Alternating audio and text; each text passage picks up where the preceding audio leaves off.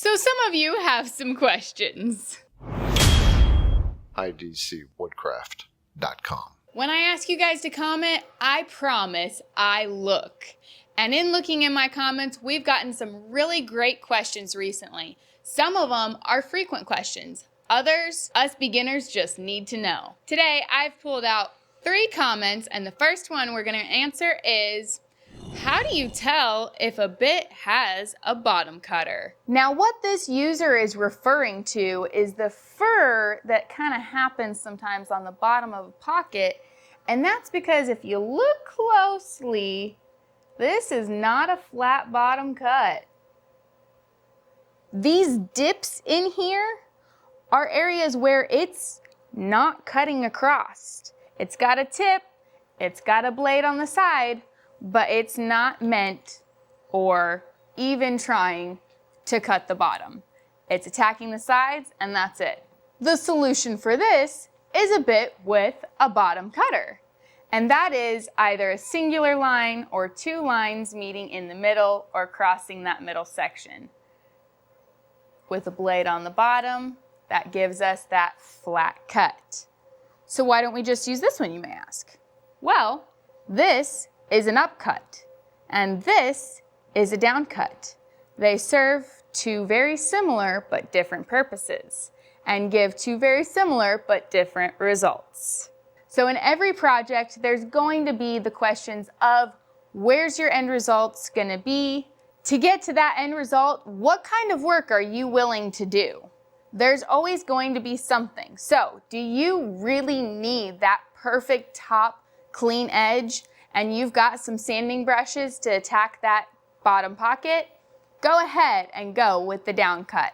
But what if those aren't an option either?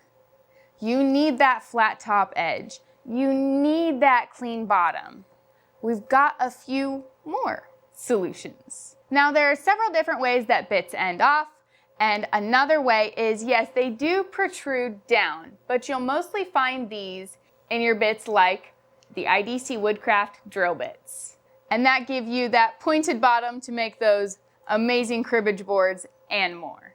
Now, much to my videographer's dismay, I am gonna bring in one more last minute bit to show you, because we really need to know and understand how each of our bits work in order to apply them to our projects to get the results that we want. The extra surprise bit that I want to bring in is the IDC Woodcraft downcut Ballnose. This also adds a different factor. This has a curved tip, which brings along its own issues too. The benefits this bit has is it does have that down cutting factor for those clean top edges, but then the smooth ball bottom, while it will require a very, very tight step over, can create a beautiful transition between the walls and the bottom of your pocket, giving you a contour all along your project, depending upon what you want your project to look like in the end. Now, the actual final bit for this pocket solutions question is the compression bit. As with every bit, there are factors you have to consider. The compression bit, if you don't know, is an upcut at the very bottom and a downcut all through the top. And it also has, just like the upcut, that flat bottom, which is a bottom cutter. This will give you that clean bottom edge, that upcut on your sides, as well as that down cut on your top edges for a cleaner cut. But the factor you do have to think about here, that transition. Now, for this 1/4 inch, it's gonna be different than, say, an 1/8 inch or a 3/4 inch compression bit, but there is that transition. So as long as your pocket is deeper than that upcut to downcut transition, this is honestly the cleanest, best way to get a pocket cut. What's the right bit for your pocket cut? Well, that really depends upon the results you're looking for, but always look at the tip. Bottom cutter? No bottom cutter. Knowing your bits from top to bottom ensures that your project comes out perfectly from start to finish. For the nesting toolpath, I thought a great way to test this out would be to use text. Like, think if you're making one of those like little kid name sign puzzles and you've got the letters to cut out and put inside the puzzle. So I'm going to use the create text tool here. We're going to go, hello Dolly. It's Miss Molly. Don't ask me where that came from. I've been singing a little bit too much Dolly Parton, maybe. Fun fact, I actually haven't used the nesting tool since I was going through Kyle Ely's Learn Your CNC course, probably the first and second time. So, down in offset and layout, all the way at the end, there's a nesting selection. I do know you have to put in your tool diameter. Let's go 1/4 of an inch. We're going to give each letter a little bit of clearance. And so what that is clearance between the objects that is more than the width of the bit. Just to make sure that with deflection and everything, nothing's going to get cut into and it can get a clean edge all around. So I'm going to do a clearance of 0.2. And then the border gap here is how far away from your border all of these nested letters will stay. So if you have clamps, if you have any sort of screws, things like that, keeping them away from those is crucial. This gives you that opportunity without having to put in any sort of barriers or guidelines. So we're going to make our border gap 1/2 inch. That gives us a little bit of room if we want to use the edge huggers, as well as just a little bit more safety room beyond that. I am going to go ahead and use a lot of these selections in watching the different videos from Kyle Ely's course and others who have walked through this. Typically they'll run through it, see what happens without any of the selections. I'm going to go ahead and see what happens if we use almost all of the selections. So our first option here is rotate parts to find best fit. Rotation step angle, 45 degrees. That's what it's already got in there, so I'm going to leave that 45 degrees in there. Mirror parts to find best fit. So when you wouldn't want to do this, if there's a grain that you're trying to consider, or if there is a finished side and an unfinished side, you'll not want them to mirror because then the other side will actually be the front. But like if you've painted both sides of a sheet of MDF, doesn't matter. And then our next option here is allow parts inside other parts. So like if something like our apostrophe here is small enough to fit inside the O, it's utilizing more wood, more space, things like that, fitting everything in best. Next options are nest from. So you can choose along X, along Y, and then which corner to anchor it to. I'm just going to leave it at bottom left X. And then number of copies. If you're working on a production-based project, you can add on the number of copies just like you would with an array toolpath, but it's going to nest things inside each other and fit them most efficiently.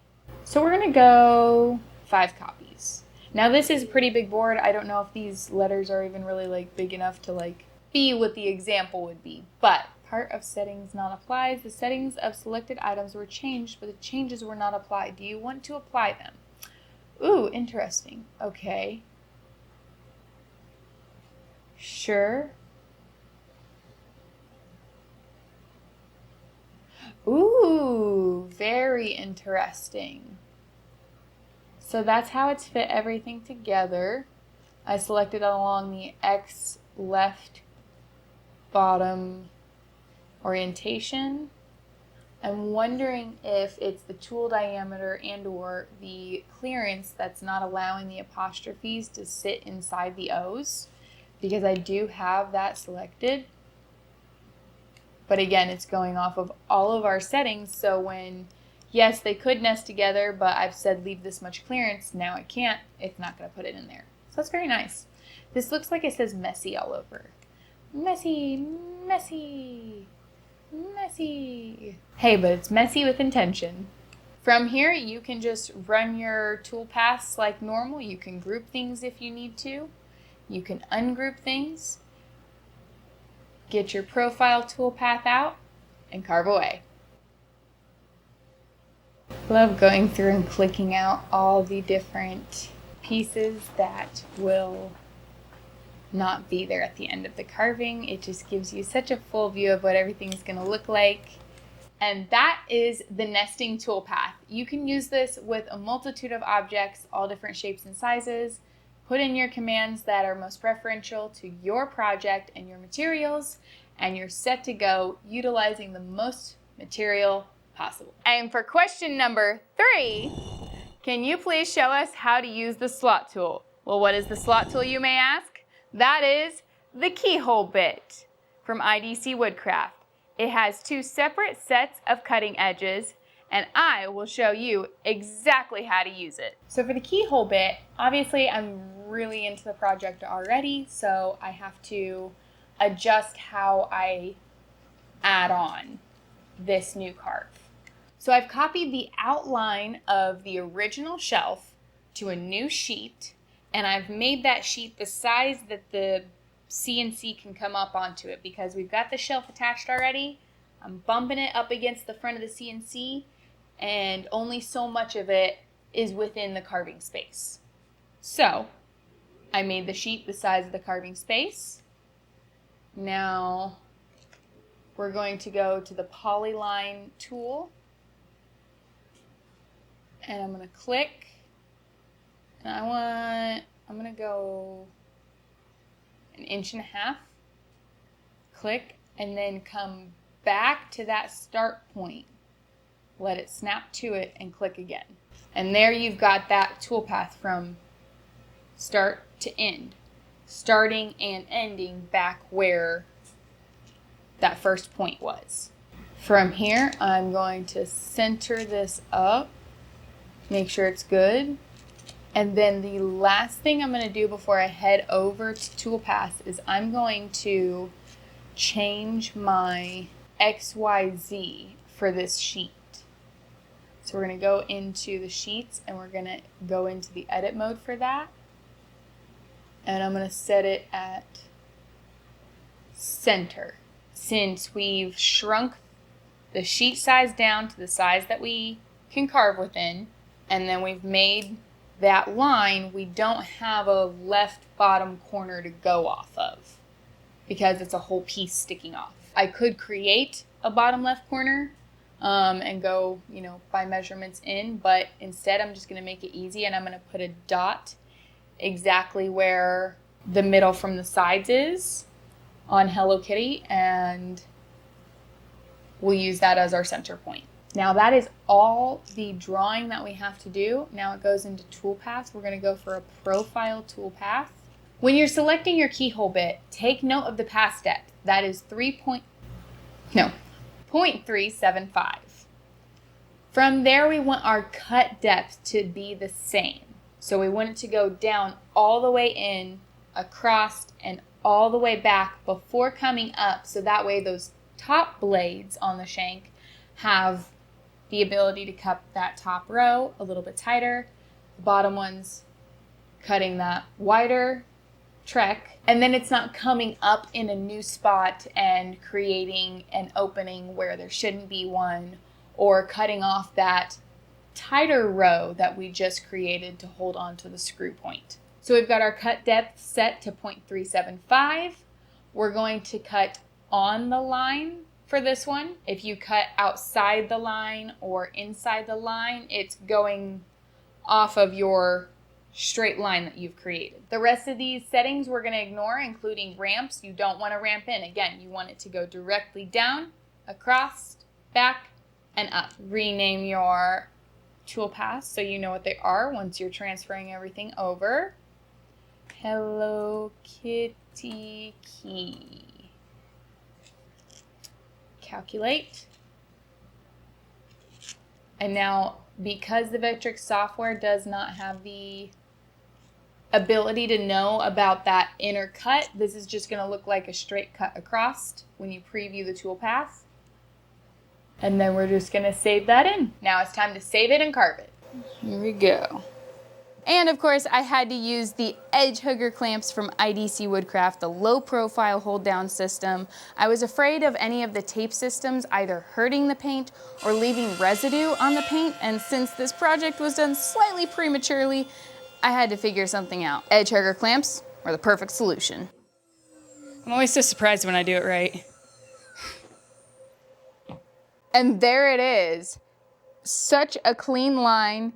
You can see it went in that end that we started at, towards the end, and then back up, exiting that same circle, so it's not creating a secondary opening. From there, our screw head can just slip right in, and she's held. Now there are a few extra things you can do not only with this keyhole bit, but with ways to hang up your project, and that is vertically. The thing you have to think about with vertically is if you're going to do a singular vertical hold, you must be very precise. We all know I'm not that. So eventually I might try a double vertical where you have a little bit more play, but even then, you gotta be straight across the thing or your project will be a little meow. So if you're like me, just brave the horizontal here, go right across, and you've got all the room to kind of play with to make sure your project is perfectly level. That's all the questions for today. I hope I've thoroughly dived into bottom cutters, nesting, and keyhole bits enough to give you an inspiration to start your CNC journey. If you're ready to keep learning more about CNC bits, check out that video there, and I'll see you next time on IDC Woodcraft. Learn more now. Go to woodcraftresources.com.